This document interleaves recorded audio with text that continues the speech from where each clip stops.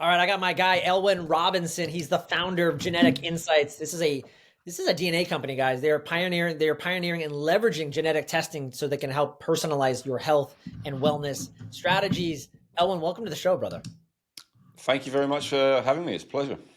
Yeah, excited to talk to you. I mean, obviously, I'm sure a lot of my listeners already know about DNA testing. 23andMe has made it very popular, but we also know there's a lot of problems with 23andMe in terms of selling information. We Mm, don't know how secure it is. And the other thing, it just doesn't really give you that many beneficial insights other than maybe like where you came from. So in terms of making health strategies, it's very limited. And we know that.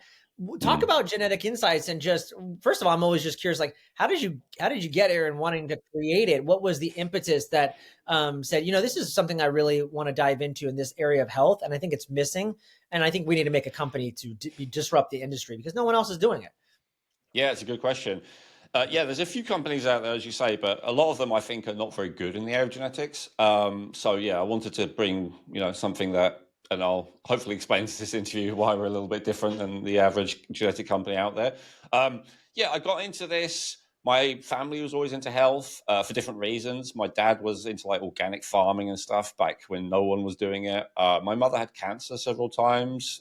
First time when I was very, very young, and she would kind of do this protocol to heal herself with like detoxing, healthy diet. She would listen to hypnosis healing tapes all day, all this kind of stuff, like really commit to it. And she would actually get better, sometimes along with conventional medical stuff, sometimes without. Um, and then as soon as she got better, she would like drop all that. She would start going back to like eating junk food, very negative kind of mindset, and dropping all the healthy habits. And then eventually she got sick again. So I really saw that correlation, even when I was quite young, of someone dedicating themselves to a healthy lifestyle and maybe doing something that's supposed to be impossible in terms of curing themselves, and then how doing the opposite kind of led to ill health again. Um, but so both my parents were into health. I guess it's a short story, and I did study it at school. But then I kind of dropped off, got into taking drugs and partying and misbehaving and rebelling. And then in my late 20s, I started to suffer with health issues, and I got into health, and I got into all the, I'd say, typical stuff, Joel. Like, I stopped drinking, stopped smoking, cleaned up my diet, started exercising, all the kind of usual stuff that people do when they first get into it.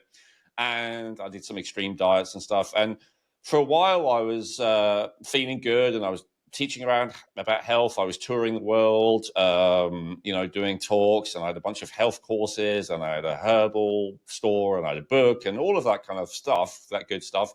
And that went on for about 10 years, and giving what I'd call, hopefully helpful based on the feedback, but still fairly generic health advice. And then just before I turned 40, I started to get this stabbing pain on the right side of my body. And all the things that I knew about, and I met quite a few people and practitioners and systems and diets and styles and all the rest by then. None of it was really able to help me. And so I sought out help from, first of all, mainstream medical doctors, definitely not against that. Could not work out what was going on, paid for private testing and all the rest, didn't work. I saw all kinds of functional medicine, naturopath, nutritionists, all those kind of people. None of them could work out what was going on. Then I was like, well, maybe it's a structural issue. It affected my digestion and stuff. So I first thought it was a health issue, but it's like maybe it's like a structural thing because it's a pain. So then I went to see chiropractors, physiotherapists, osteopaths, all those kind of people. They couldn't work out what was going on. They couldn't help. And I was like, damn, maybe this is all in my head. Because by then Yeah, I'd had a bunch of emergency room visits, right? And they kind of looked at me like, oh, this is just anxiety. This is just hypochondria. So like, okay, maybe it's all in my head. So yeah. then I did lots of work on my emotional well-being and saw a therapist for the first time. And I did like, Joe Dispenza meditations every day and all of this kind of stuff. And that didn't help. Now, and all of the way, all these things were probably good for me, and I learned a lot. But it didn't deal with this pain issue. And by then, I'd paid for lots of tests on myself as well. I was in a fortunate position by then of, as well as being well connected, of being able to afford this kind of stuff, which I know a lot of people can't when they have these chronic health issues. Yeah. So I'd done a lot of testing, and it'd all been interesting, but none of it had resolved it. And then I came across this thing about genetic testing for the first time. And this was not long ago. This was only 2021. And I was like, and they said, if you ever done 23andMe, then you can just upload your data from that and we'll give you results in a few hours. I was like, well, that's convenient compared to the normal kind of testing procedure. So I was like, okay, I'm going to do it. And I got my results a few hours later, and I was blown away at just how accurate it was about me, about all kinds of stuff. Like there's even stuff about personality traits and how well you deal with stress and sleep and all that kind of stuff. I was like, wow, this is really, really like, if I were a bit more paranoid, like I used to be in my 20s when I was taking drugs, I might have been like looking for the cameras, like that they're watching me. Like, how could they possibly know all this stuff about me? It was very impressive. Um, and I'd love to be able to claim for marketing purposes or something that it gave me all the answers straight away as to what was wrong with me, but that's not true. But it did give me leads that when I followed those leads, I was able to finally work out what was going on, what was causing this chronic pain issue. This chronic pain issue was bad. Painkillers didn't work for it. Every time I ate, it was like stabbing pain. So I lost a lot of weight. I ended up like feeling cold all the time. I had anxiety. I couldn't sleep. I was really pale, anemic, all this kind of stuff, right? So I was really wasting away. And in constant pain, and it was not good. So I was desperate for a solution. And anyway, so we can go into it if you want, but it's a long story. But basically, I managed to find out what was going on through this genetic information. So then I was like, wow, maybe it's just me. I'm skeptical by nature, so I was like, I'll get it for my wife as well. I'll compare our results. So that's interesting, And then I got it for a couple of friends, and then all my different business partners ended up doing it, and most of my employees and a lot of family members, and I ended up seeing a few dozen. I was like, wow, this is consistently so accurate and so helpful. But these people always kind of needed me to go through it with them, interpret them, because it was extremely complicated system that was kind of designed more for practitioners or people who already know a lot about health. So Yeah. then I was like, and it was quite expensive. So then I decided I'd like to create a version of this, but that has the same level of accuracy and helpfulness, but that is a lot cheaper and is a lot easier for a normal person to use. So that, in a nutshell, is how Genetic Insights was born. Okay, yeah, but dude, you left me with a huge cliffhanger. I do want to know. I mean, it could be like a long, like a 2 hour story, which I don't want. But I am curious what that pain ended up being that your genetics, your DNA was able to help you figure out. Because that blows my mind. I would have never thought. I would have, I've had lots of issues and I've seen lots of things. Like you, we're very knowledgeable guys, and so Mm-hmm.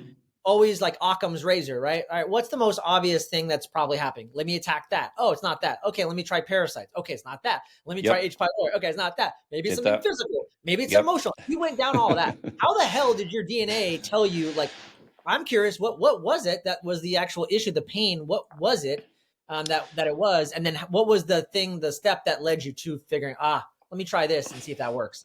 Yeah. Okay. Well, the actual diagnosis was sphincter of Oddi dysfunction, Okay, which I've heard of that. is extremely rare for men. Like 98% of people who get it are women, and it's extremely rare in general.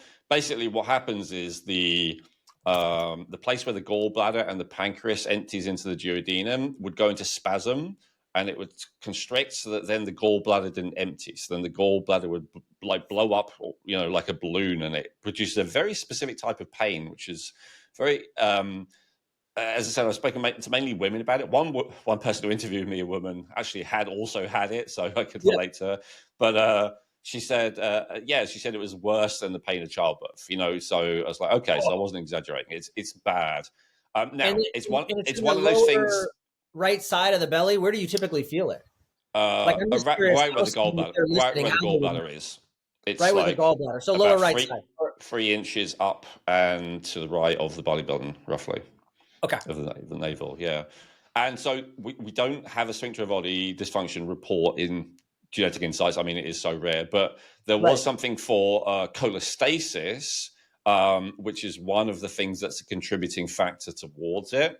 And then again, so as I say, from a mainstream medical point of view, they don't know what caused it. So then I'm looking to, okay, well, what is causing that spasming? What's causing the problem?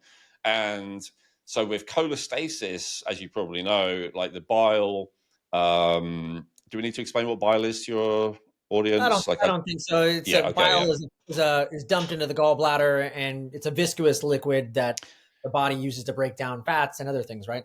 Yes, that's the digestive wise, but I think what a lot of people miss is the most toxic substance in the body.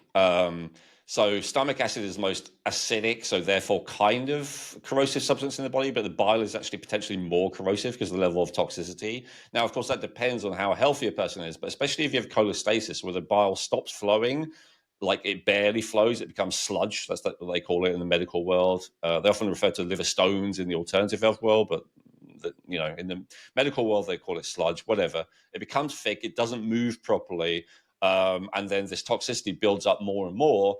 And this toxicity of the bile can actually cause that spasm in the muscles. That's my understanding. The other thing was I found out I had lead toxicity. Now, this is a crazy thing because I'd already been tested by various practitioners. I did not have lead in my hair mineral analysis. I did not have lead in my heavy metal urine analysis. So no one would have thought that I had lead poisoning. But according to my genetic insights reports, I had a genetic tendency to not be able to process lead and mercury very well. So because of that, I was like, you know what? I'm actually going to pay for a blood test on those, even though it's rare and even though it's very expensive. It's like over $100 for one marker. I'm going to do it. So I did it. And the lead reading was sky high. 0 to 3 is the reference range, and mine was 27. And Oh, 40, moly. and that was actually like a year after I was feeling at my worst. So maybe it was even, and 45 is the level at which it's a medical emergency. So it's closer to medical emergency than 95% of the reference range of Yeah. the normal population. And all the symptoms I was suffering with, the abdominal pain, the nausea, the lack of appetite, the digestive issues, the anxiety, the lack of being able to sleep, they all correlated with lead poisoning. And so in terms of what specifically caused that spasming of that sphincter of Oddi reason area, I'm guessing it's that there was such a high level of lead in my bile that it was causing that to freeze up, and then the toxicity to build up, which then caused this acute pain. So yeah, it's a little bit of mystery, complicated situation. As I've got the lead, I do believe there's a correlation with the lead, because as I've got the lead levels down, the pain has gotten less and less. So yeah. Wow. Wow. Okay. Now I see. So using your DNA, you're able to see where there's possible pitfalls based on your genetics. And that led you to zero in on the gallbladder. And that's how you started triaging. And that led you to where you're at. Yes, That's as I say, amazing. it's a complicated story. With a lot of people who I've worked with, there's like, we just look at the results and we work it out, and it's simple. But in my case, it's not, and I don't want to pretend it was. Yeah. Yeah. And again, it can be really difficult. I know, as a practitioner myself and having such a good knowledge of health, we have our own paradigms and our own frameworks where we kind of see a lot of patterns. And so we immediately think it's probably this bucket, but we can be our own worst enemy because we just know this is what we typically see. And when something like that pops up that is atypical, it's really hard to wrap. We have to create a new paradigm. And that's what the genetic insights testing gave you, which was a new way to Yeah. look at it, which I think is, and it made you a better practitioner, which is so cool. Much better. And, as you said, new paradigm, I think it really exploded any dogmatism that I'd left to me. And, that's why, genetic insights is part of it. But my mission really now is to encourage everyone to focus on personalized wellness, personalized healing. So, like, I say there is nothing that is universally beneficial to anyone, pretty much. Maybe having cleaning your water or cleaning your air might be the only thing I can think of that's universally beneficial for everyone. But there is no food that is universally beneficial for everyone, from my experience. Exercise isn't beneficial for everyone. Fresh air isn't beneficial for everyone because they might be allergic to something. Sunlight isn't beneficial to everyone because of various, things. Like there is cold isn't beneficial to everyone. Heat isn't beneficial. Like there is nothing that is beneficial to everyone. And so it's really good to know that and to work out what is specifically helpful for you. And I think beforehand I was giving, as I said, kind of more generic advice. And I think generic advice can help a lot of people, but it can also hold a lot of people back. And so genetic insights is a crucial part of that. Like that's the blueprint that you have that makes you different and special and unique and distinct from other people. And it's certainly not the only thing that I use working with people, but I do always recommend it's the first step, because it's like, let's see what your blueprint is. And then we can still do blood tests, urine tests, all the rest of it, whatever else needs doing. But let's start with looking at your blueprint. Yeah, it's so great. And I got to be honest, I used to not put a lot of value on DNA because one of my naturopathic mentors said, Joel, DNA loads the gun, but your lifestyle and your environment pulls the trigger. And that Hmm. made sense to me. I'm like, yeah, DNA, who cares about DNA? Like my Yeah. DNA might manifest in a different environment, but as long as I optimize my lifestyle and environment through proper food and nutrition, I'm going to be fine regardless of the DNA. And so I kind of just left it out. And I kind of like, yeah, it's a thing to do. After talking to Kashif Khan, who's the founder of the DNA company, and you, I'm starting, I really have turned around and seen like, you know, it actually would be a viable step, like you said, as a first stepper, I think. And, you know, I wanted to, and on top of that, you know, you and I were talking, Elwin, offline. You know, my mom just got diagnosed with cancer. And we're not going to talk too much about cancer, as you know, because um, the powers that be, YouTube and some of these organizations will not let us talk too much about it. But something I wanted to bring to light for folks because they might hear this podcast and be like, "Oh my God, my mom has cancer too," and this might help them. But I just finished reading Dr. Nasha Winter's book, The Metabolic Approach to Cancer. Mm. And in the book, she talks about getting your DNA tested, and she has some companies that she works with or whatever that she likes. But the reason being is because you know, there was a long time ago, we talked about the BRCA gene or these genes that women typically found there were higher percentage for breast cancer. It doesn't mean you're going to get it, but it does change the way your body like processes estrogen and certain things. And so if you Yeah. knew that about your body, you actually, it's very, I mean, when I got done finishing reading this book, I was like, oh my God, everybody should know their DNA, Yes. period, because Mm. it is a stepping stone to know what you are most fallible for and what you are most susceptible for, especially if you're just talking about cancer, which is a big killer. So I don't, I know you probably, we're not going to talk too much about cancer, but to your point, I want to echo that. I think it's really, really important as a first step. Mm. And I can relate to it because for most of my career and life, I felt the same as you. You know, I'm very much, I think most people are one of two camps. They either like fate and you know, this is things are just the way there's going to be and there's nothing you can do about it. Or they're more on the like, I'm the captain of my own destiny. I create my own reality. I believe in personal responsibility, kind of self help, you know, personal improvement, optimization, all that kind of thing. And people in that second camp, they often don't like to think of DNA because it's like, that's a limitation. It's something, you know, that's set in stone, and I don't like to think that way. I feel like I want to, you know, create my own destiny, and they're quite attracted to people like Bruce Lipton, like epigenetics. It's like 99% can be changed. Don't worry about the past, all that kind of stuff. And I would say, and I'm asked, you know, this quite often in interviews, so I'll just say it. I still think that the majority of health and well-being is to do with your upbringing, lifestyle, and environment, but I think about 35 to 40% is genetics. And so, and I think it's important to recognize that because for all of us, some things are much more difficult than for other people. And for all of us, some things are much easier than for other people. And, Yeah. you know, for some people, maybe they have no physical health problems ever, but maybe they have, you know, emotional issues or, you know, they struggle mentally. Like, and for, you know, some people, it may be the opposite. It's and there's all kinds of different ways where it's like, for instance, weight. You know, weight is such a big thing these days, and you know, most people are obese in your country and in my country. And then, you know, people say, is there a genetic basis for that? And I say, well, 100 years ago in your country, I believe people were eating over 3,000 calories a day. They were eating quite a lot of sugar. They were eating a lot of saturated fat, and there was less than 2% obesity rate. And now, you know, we're over 60%. So of course, it's not genetic in the sense that you're destined to be overweight if you have certain genes. However, what's also true that I found in my experience is there are some people who, when they live a healthy lifestyle and they eat well and they exercise and they do better than most people, they still really, really struggle to lose the weight. And there is absolutely a genetic component to that. Often it's hormonal. It could be estrogen dominance. It could be insulin resistance. It could be leptin resistance. It could be suboptimal levels of thyroid hormone, too low levels of progesterone, low levels of testosterone.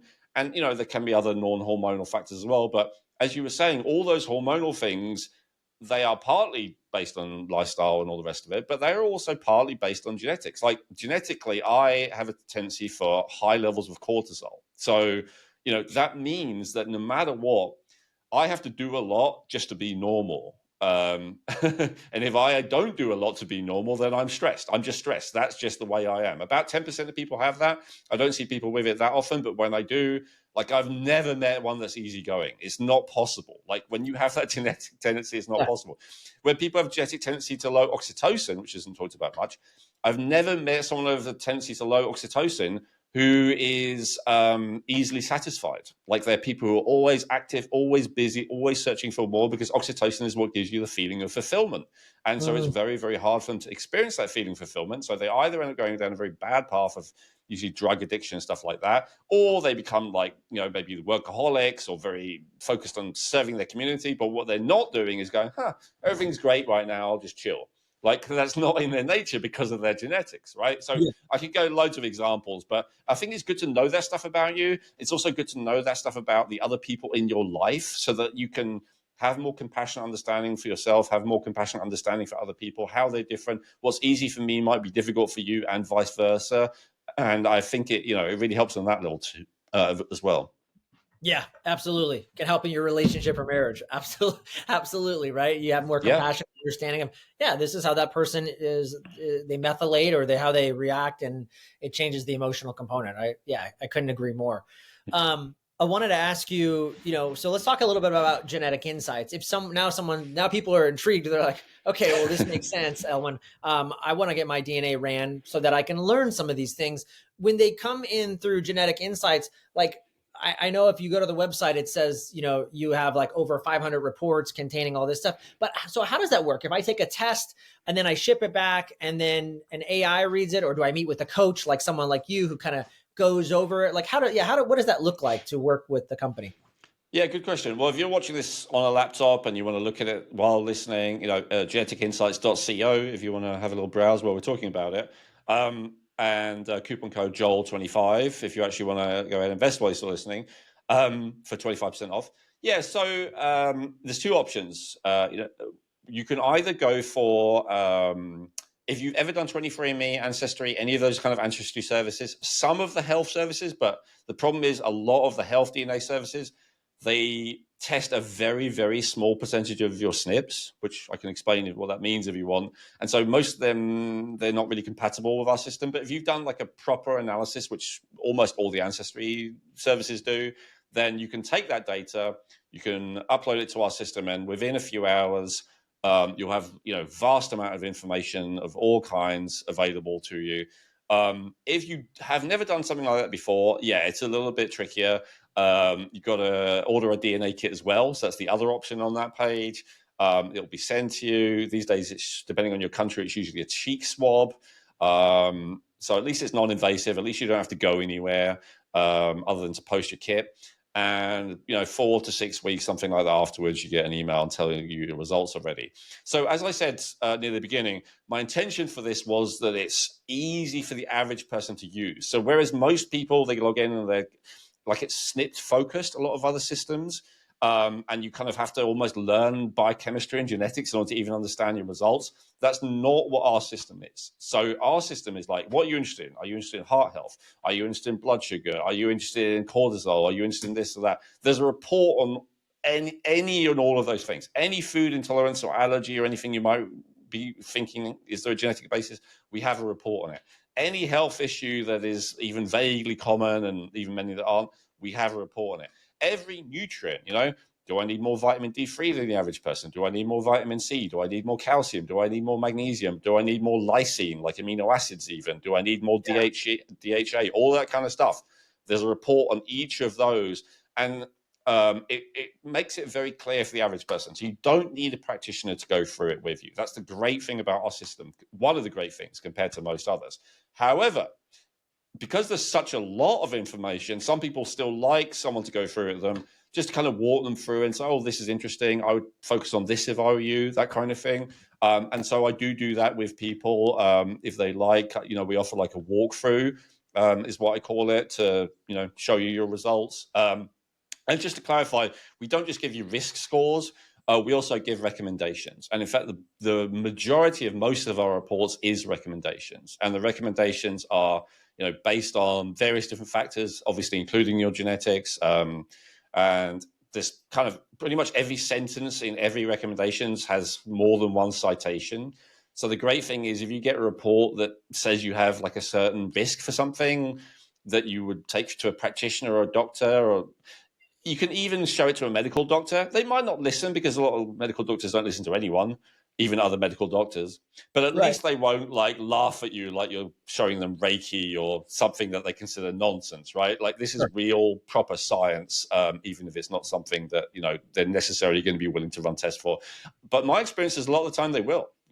Like I've had people who are like, oh, gone to a doctor because they have a high risk for insulin resistance, they high risk for hypothyroidism, or a high risk for whatever. And then the doctor actually is willing to run the test for them. And then, very often, although obviously not always, it shows that the tests are accurate. And, it's something that people are like, thank God I found this out now, right? Because with most of those things, the longer you leave it, the worse they get if they're untreated. Yeah. Yeah, massive. Well, and I wanted to ask you because you talked about how you can actually go through it with them. And I really Mm-hmm. actually think that's important because although the AI system that runs and helps create these reports and these recommendations, one of the things I've learned from Kashif Khan was, and this what kind of blew my mind about the DNA thing is that yeah, we can just talk about the MTHFR gene and everyone, it's been Gary Brecka talks about it a lot, but I think he's leaving a lot out of it. It's so, I mean, big deal that I have the MTHFR. Go take some B Yeah. vitamins, right? Who cares? Yep. But that's not the issue because if you have that, what I learned from him is the body is in systems. It works in systems. So if MTHFR, if I have a SNP that's a polymorphism there, but I also have, I don't know, the COMT gene or something else, we have to look at my whole picture of the DNA and how these two together could actually cause systematically something else. So having someone like you kind of, I think, put this, is that what kind of happens? Because I would need someone to do Kind that of. and look at it in a wider scale. Kind of, but so I haven't used the DNA company, but I don't want to be negative about anyone, but I do know the other person that you talked about. So Yeah. I think, let me just speak very generally. A Yeah. lot of these wellness DNA companies, they will test literally like maybe 10 SNPs, maybe 100 SNPs, maybe 500 SNPs. We Mm-hmm. are testing over 200 million. And Whoa. so even one of our, let's say like our report on stress, which is obviously quite a big picture thing, um, just our stress report is testing over a million, analyzing and comparing over a million SNPs. Because what you just said is 100% accurate, right? So COMT might mean that you break down catecholamines like adrenaline more quickly or slowly, but then you may have MAO who are breaking it, like this exact opposite. And so you got to, like, just because you have one, the other one balances it out. Now, as I said, certain companies are pointing out, but again, we are way beyond that. We're like, you know what? We calculated those two and then over a million others. And then we weighted them all as to how relevant they are and how helpful they are. And we don't, I mean, we show you a list of, your most relevant SNPs, but like we almost don't talk about SNPs. What we talk about is we give you your risk score, which often is a percentage, and then we give you recommendations. Again, as I say, this is really designed more for normal people rather than practitioners. You don't even have to know what the SNP means in order to get the Right. full benefit from our service. You don't have to learn any genes. You don't have to know what COMT means. You don't have to know what NOx or any other thing. Like we have that in there. As I said, we have the citations in there for if you want to show it to doctors and practitioners and they want to check and make sure that you know what you're talking about. I just clarify. Look, a few of our reports are based on one SNP. Like biotin, for instance, vitamin B7, there's really only one SNP that determines how much you need of that.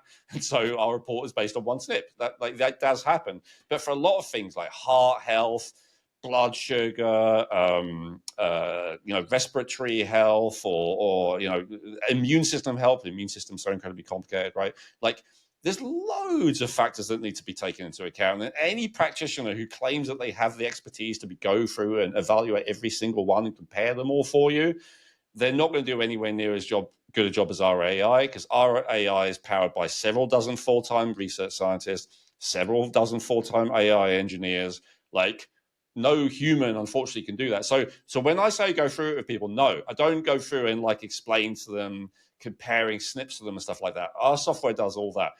I'm just going and saying, look, you have 500 reports. Here's what I would pay attention to. look at Okay. this one. Yeah. Like, I would Yeah. pay attention to heart health. I'd pay attention for cortisol. Look, you have this oxytocin thing. Have you ever heard of oxytocin? Well, this is what it means. This is why you might want to pay attention to this. Oh, biotin. Have you heard of biotin? Well, it's actually quite important. Like, these are the foods that you might want to. So, do you know what I mean? Like, that's more what I do. I'm Yeah. not getting in like on the DNA You're level helping people because, stay laser focused because we're casting such a wide net. But it sounds like, and I haven't used genetic insights, it sounds like because you can at least customize the reports you want to see, and then you can kind of, if you do want to narrow focus, you can. But if you want you someone to can. walk you through it, you can pay a little bit of extra. It makes Yeah. sense. I'm blown away that how much your AI can actually do. It is taking to that was my point. It is taking to account the systems and how Yes. and how all the genes are interacting, not just being myopic and saying, Joel, you have MTHFR gene. You probably need B12. Well, duh. Yes. I mean, 23andMe probably could have told me that. But it's the systems, the cardiovascular genes, and like you're looking at it at a very big picture, which I love. That's so key for Yeah. people. That's what I wanted to make, that distinction. Thank you. And I just want to give that advice. People, they might not want to use my company for whatever reason, but here's what I'd recommend. When you're evaluating which DNA health testing company to use, and I do recommend you use one of them, right, as we talked about earlier, like ask them the question, if it doesn't make them clear on the product page or whatever, like how many SNPs are you actually evaluating in total? And as I say, if it's like, 10, 100, 1,000, then just want people to know there are vastly superior systems out there that, are actually evaluating things properly. Because, like if you're only evaluating even, let's say 100, that means that you're ignoring 99.99% of relevant information that could be being processed. And of course, when you're ignoring that much information, any conclusions you draw, no matter how much expertise you have about the 100 specific variables that you're looking at, like they're probably wrong because you're just ignoring the vast majority of the information. Just like if you have a client who comes in, the way that they there's a lot of criticism about medical doctors these days because you go in there, you've got literally 5 minutes with them, you got 60 seconds where you're actually talking to them, and 3 minutes where they're like writing down notes, and then they hand over a prescription and send you on their way. Like, that doctor knows almost nothing about you because you've told them almost nothing, right? You go in and talk about your symptom. They don't ask you, how have you been sleeping? What's your diet? Do you see what I mean? So in the same way that a normal medical doctor ignores 99% of what would be relevant for what's going on with you, unfortunately, most of these tests are ignoring 99% of the data, which would actually be relevant if they were able to evaluate it. Yeah, no, I think it's awesome. And, I'm glad we connected because one of my goals, and I just put it off, is getting my kids' DNA ran, and my wife, and wanting, I've had mine ran before, but I would like to get theirs because they're 11 and 7 years old, man. If I can set them up now for a future, like that's going to be so valuable. And I mean, just looking at the prices, I mean, for the amount of information you get for $195 is worth it. I mean, that's for what Plus you're getting. 25% off for all your viewers and listeners. Yeah, so it's even more. And I know a lot of companies out there that are charging 500 to 2,000. So for what we're getting, it's really awesome. And I mean, like using the AI, I'm sure helps keep the cost down because, a lot of these other companies they're needing a human being to interpret it. And then that you pay premiums with that, but using the AI to chunk it all down probably can keep the cost down, which is great for the rest consumers. So this is really, really cool. Yeah, I think most DNA companies, health companies, are selling to practitioners, and so rather than end users, and so they make it so it is complicated enough that means that the practitioner is necessary. Whereas Correct. we're not trying to do that. We're just trying Yeah. to help the people. And I encourage practitioners to use it. I work with a medical doctor when I work with people often, and we have a bunch of all kinds of practitioners who use our service. I'm not against it, but basically it doesn't require one. That's the crucial thing. Just a normal person should be able to go through and understand. Yeah, that's what I love. It's really, really cool. I wanted to ask you, this is great stuff. And I think people are really starting to get the picture here. Any other stories? Your personal story was really, really cool. And I can relate to you because I've been in tough spots with my own health and just couldn't figure it out. And eventually it took me a long time and I had someone figure it out for me. And I've had that with my family too. So your story is really hit home for me.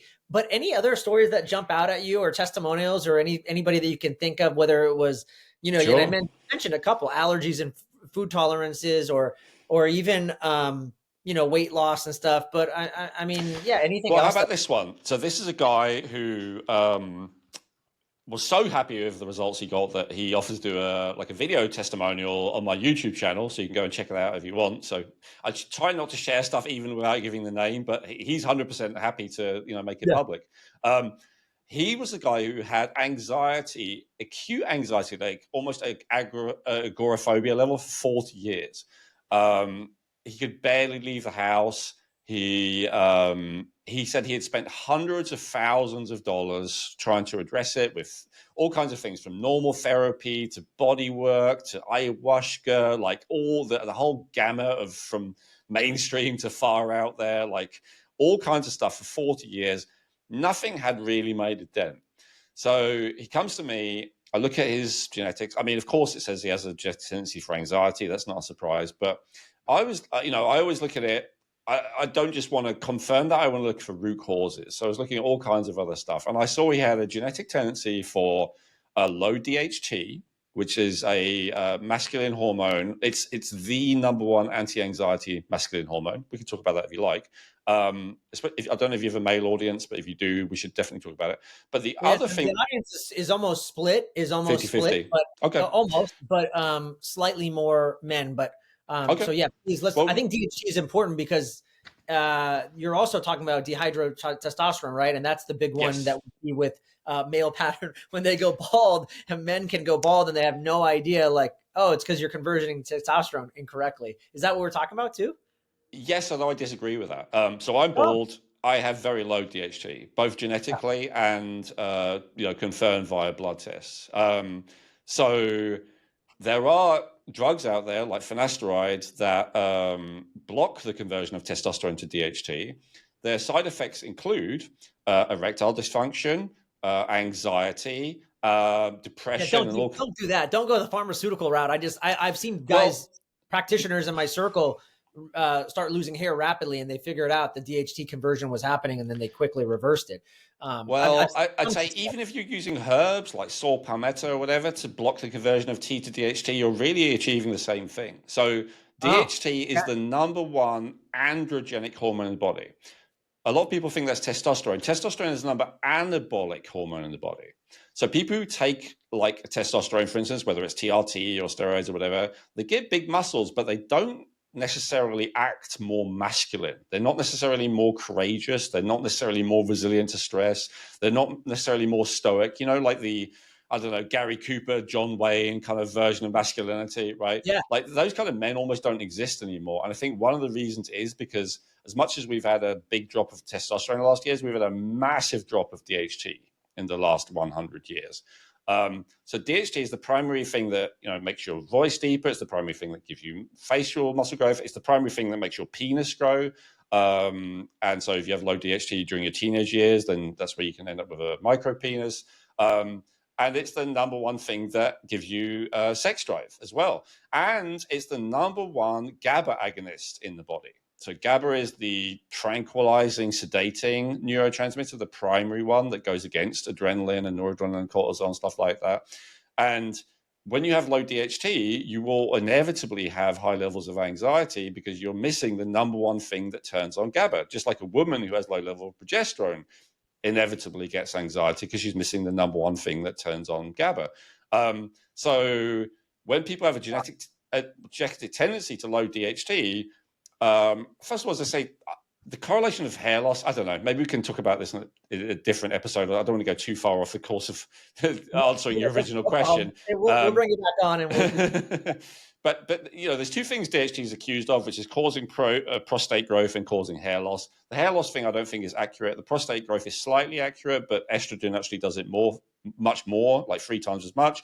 And if you just reduce the excess estrogen, which most men have when they're older, it's really no problem having DHT. DHT has so many benefits for confidence, for anti-anxiety, for feeling masculine, for sexual function, for all of that kind of stuff. So I'm a fan of DHT. I don't think we should be blocking it, whether it's with drugs or herbs. Anyway, I have a genetic tendency to low DHT. So I went through a stage, I had high testosterone in my blood test, like above the reference range, medium estrogen, high free testosterone. I'm like, I should be feeling masculine as hell. I should be cool. And I wasn't at all. I was full of anxiety. I was not feeling masculine at all.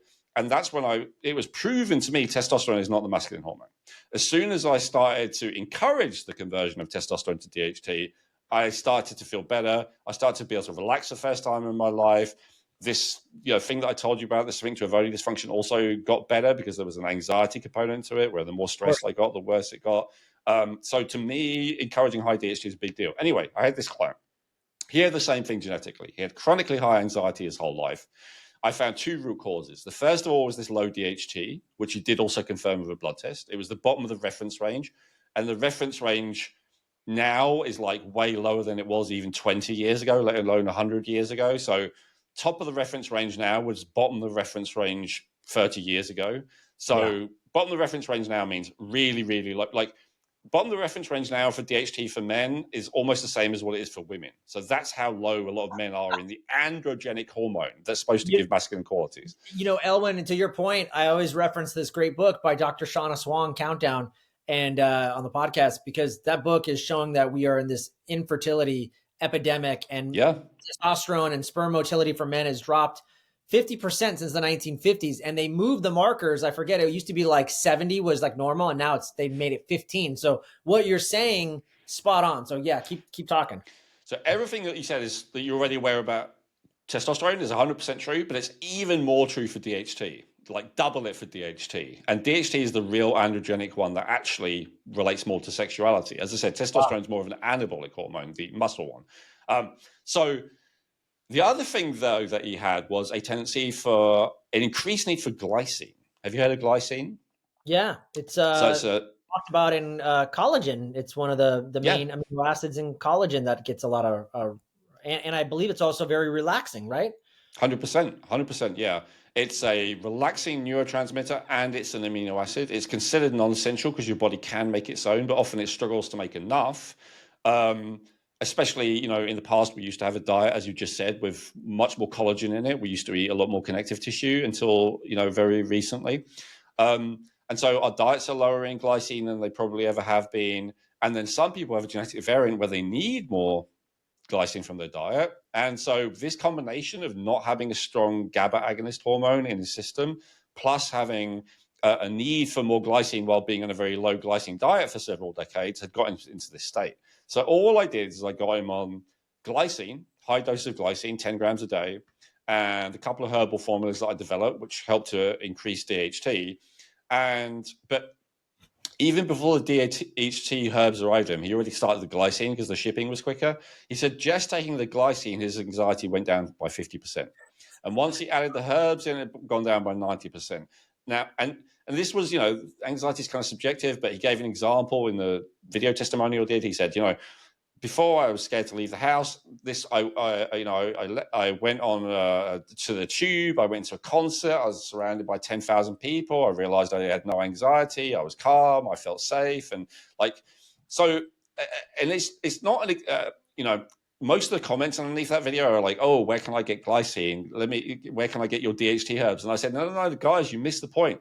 The point is not to do what he did. The point is, in terms of taking what he did, the point is to find out what it is for you that is the weakest link in the chain, what it is for you that is the highest leverage point, that if you were to hit that thing, like it would have a very outsized effect compared to what you're doing. Right? Because there's that for everyone, whatever it might be. For some people, it's a nutrient. For some people, it's a hormone. For some people, it's a toxin. For some people, it's a lifestyle change. For some people, it's like a structural thing. Like there's various things. Often it's in one of those categories, I find. And if you find those things for you, these tiny little adjustments can just change your whole life, like transform you. And that's what makes me really excited, is when people have that. And I do have a bunch of stories like that. I had another woman who, was overweight and she couldn't lose weight and she was trying everything. And I gave her a bunch of advice based on her DNA and she actually ignored most of it. But the two things she didn't ignore was she had an extra nutritional need for B12 and an extra nutritional need for iron. And she's tested the iron, because I tell people don't just take iron because I tell you to. You're going to make sure you actually need it. But she tested it, and sure enough, it was low. She started taking both of those. and she lost about 50 pounds in weight. She didn't change anything else. She Yeah. didn't change her diet. She didn't change her exercise. She didn't change her, sleep. Like, and I'm like, I was working out, how is this even possible? And I realized you need iron and B12 in order for your body to create energy. Obviously, B12 to take oxygen to the cells, and then iron is required for not just to prevent anemia, but also actually to get the thyroid hormone working. So my theory on it is that probably her mitochondria are really, really struggling to produce enough energy. And when a person's in that state, they go into hibernation mode, they start packing on fat. As soon as we upregulated her metabolism and her mitochondrial energy production, everything that she was doing, which was good, was actually able to be beneficial. So, I mean, there's so many examples of this, but just where little things, and sometimes it's nutrients, sometimes it's hormones. Often those are the two things that, when people just make simple tweaks with those. But I'm amazed how often it's nutrients. Like, what else? I won't go on, but yeah, there's these tiny little adjustments that even I'm surprised sometimes, because I go out there and I say, look, for me, don't expect results straight away. Like, don't change your whole life just based on your genetics. Often you need to do other, like, even with things like iron or vitamin D3 or something, I'm like, don't just go and start taking this stuff, test it, make sure you actually need it, all this kind of thing. But not everyone listens to me. Sometimes they just take stuff, and it's amazing how often it changes their life. Yeah. I mean, Yeah. not every time, but way more than you or I would think as a practitioner because if you just recommend this stuff to people, as you know, it's not life-changing that often. But if it just happens to be the one thing that they need, it's incredible.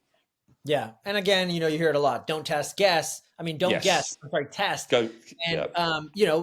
and these people are doing that. And for a lot of people to make big changes, it's just intimidating. It's a lot, it's overwhelming. So if you told me just to try two things, B12 and iron, and next thing you know, I'm losing like 50 pounds, it's like, holy moly. I mean, that's the power, and just that's a great story. It's just the power of knowing your DNA. But again, I think your story resonates again, just because you already knew a lot. You had Yeah. all access to all these practitioners and you I couldn't thought I figure it out. did. It was good for my humility, right? Like, I Yeah. thought I knew so much. I was out there teaching for 10 years, and Yeah. suddenly nothing works. Yeah.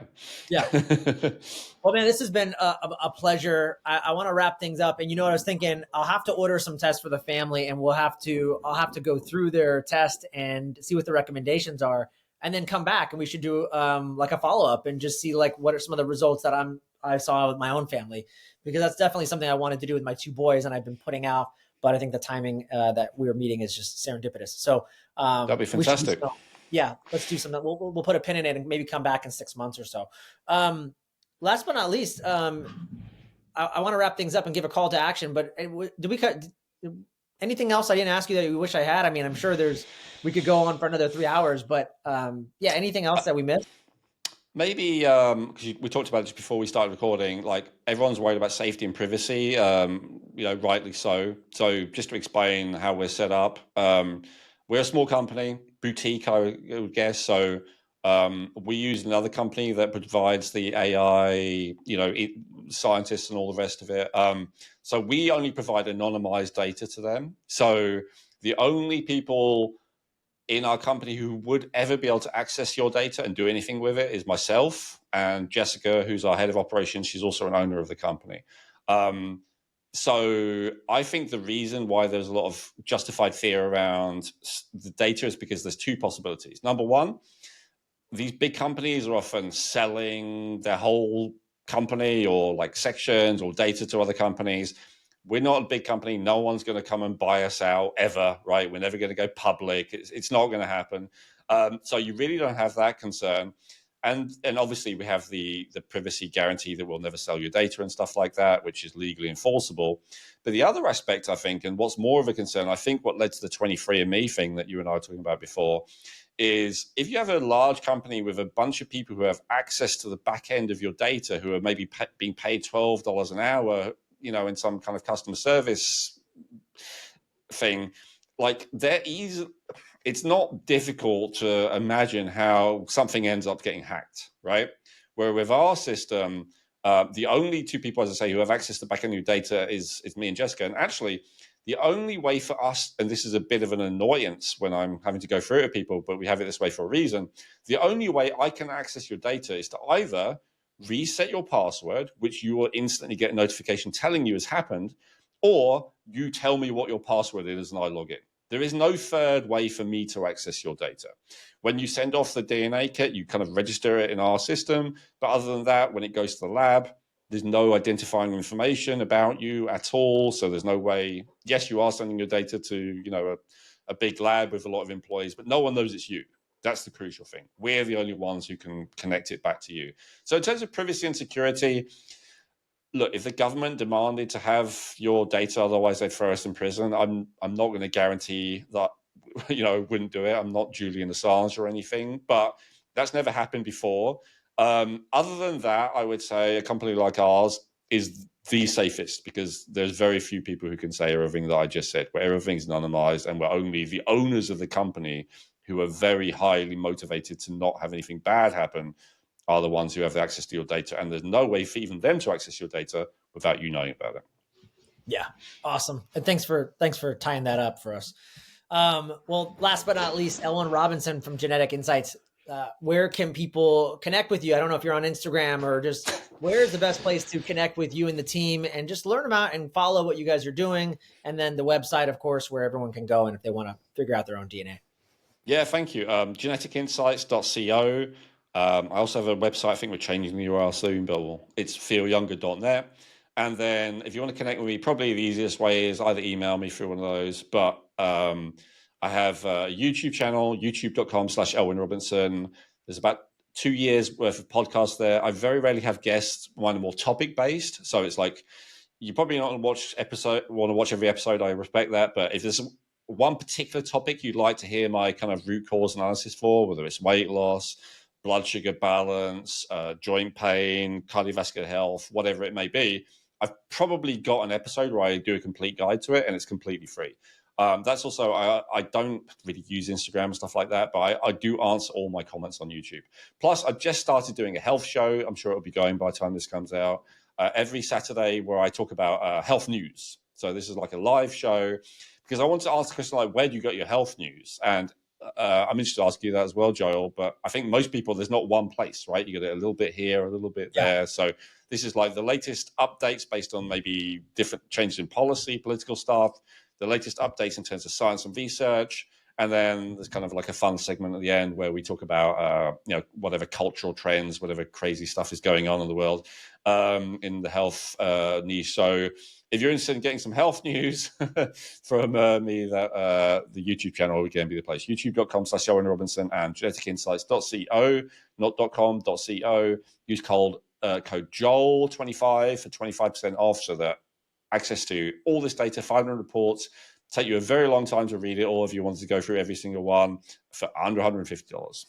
Huge. I appreciate you, man, for doing that coupon too. That is massive, especially for a family of 4. So we are pumped. Elwin, thanks again for being on the show, man, and looking forward to reconnecting in the very future to go over my family's DNA. Awesome. Thanks.